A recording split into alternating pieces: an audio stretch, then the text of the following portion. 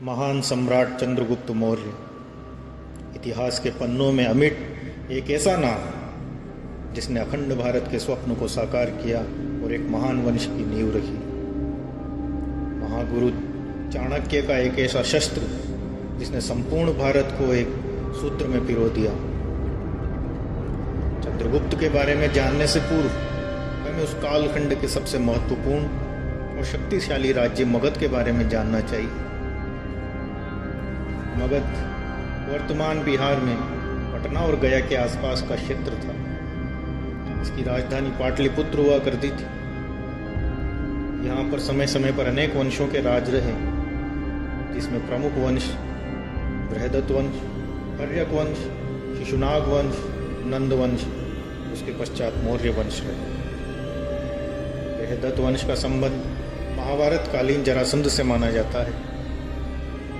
उसके बाद हर्यक वंश, जिसमें बिंबसार और अजातशत्रु नामक प्रतापी शासक हुए।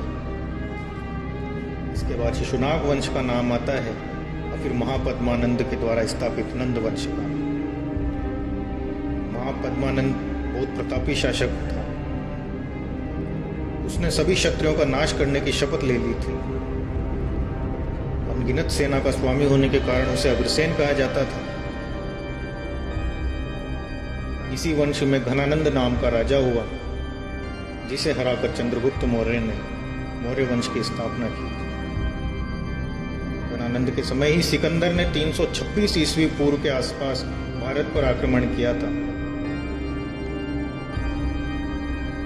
चंद्रगुप्त मौर्य ने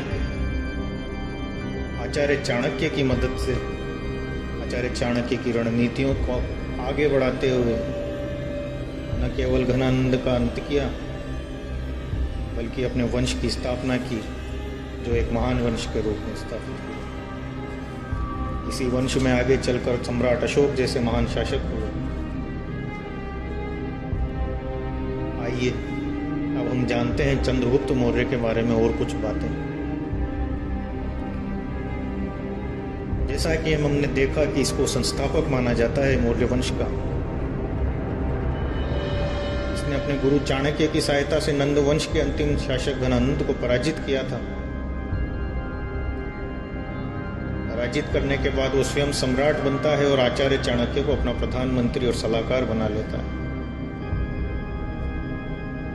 चंद्रगुप्त के बारे में यूनानी इतिहासकारों से भी बहुत जानकारियां मिलती है। उन्होंने चंद्रगुप्त को सेंट्रोपोटस और एंट्रोपोटस कहा है। सर्वप्रथम 1793 ईस्वी में विलियम जोन्स नाम एक व्यक्ति ने इन नामों की घोषणा करते हुए कहा कि चंद्रगुप्त मौर्य ही सेंट्रोपोटस और एंट्रोपोटस है। बौद्ध ग्रंथ महावंश में कहा गया है कि कौटिल्य ने चंद्रगुप्त मौर्य को सकल जम्बू द्वीप का स्वामी बना दिया था। 305 ईस्वी पूर्व की बात है। चंद्रगुप्त मौर्य ने यूनानी शासक सिकंदर के सेनापति रहे सेल्यूकस निकेटर को युद्ध में हराया। दोनों के बीच बहुत भयानक युद्ध हुआ, परंतु सेल्यूकस निकेटर चंद्रगुप्त के आगे टिक न सका। उसे संधि करनी पड़ी। सेल्यूकस निकेटर ने उस संधि में अपनी पुत्री हेलेना का विवाह चंद्रगुप्त मौर्य के साथ कर दिया और अपने 4 प्रांत काबुल, कंधार, बलूचिस्तान और हेरात चंद्रगुप्त को दे दिए। चंद्रगुप्त ने भी सेल्यूकस निकेटर को 500 हाथी उपहार में दे दिए। सेल्यूकस निकेटर ने अपने राजदूत मेगस्थनीज को मौर्य दरबार में भेजा, जिसने इंडिका नामक ग्रंथ लिखा। इंडिका से भी चंद्रगुप्त मौर्य और मौर्य वंश के बारे में कई जानकारियां मिलती हैं। चंद्रगुप्त मौर्य ने संपूर्ण भारत को एक सूत्र में पिरो दिया। सर्वप्रथम उसने पंजाब विजय की, उसके बाद मगध पर शासन किया। तत्पश्चात बाकी क्षेत्रों में जैसे बंगाल, दक्षिण के कुछ क्षेत्र अपने अधिकार में लिए। कुछ क्षेत्रों को छोड़ दें तो लगभग संपूर्ण भारतवर्ष में चंद्रगुप्त मौर्य का शासन हो गया था, परंतु कलिंग उससे अछूता था। आगे जाकर कलिंग का युद्ध सम्राट अशोक के जब हम विचार करेंगे, सम्राट अशोक के बारे हम जब जानेंगे तब आपको कलिंग युद्ध के बारे में बताऊंगा। परंतु इस समय चंद्रगुप्त मौर्य की पहुंच से कलिंग दूर था। एक तरह से कहा जाए तो सर्वप्रथम भारत को अखंड करने का सौभाग्य चंद्रगुप्त मौर्य को ही प्राप्त होता है। इसीलिए चंद्रगुप्त मौर्य को अगर महान कहा जाए तो कोई अतिशयोक्ति नहीं होगी।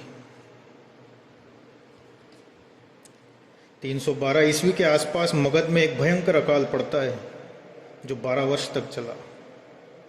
चंद्रगुप्त मौर्य इस अकाल से बहुत दुखी था। यही वो समय था जब उसका झुकाव, उसका ध्यान जैन धर्म की तरफ बढ़ा।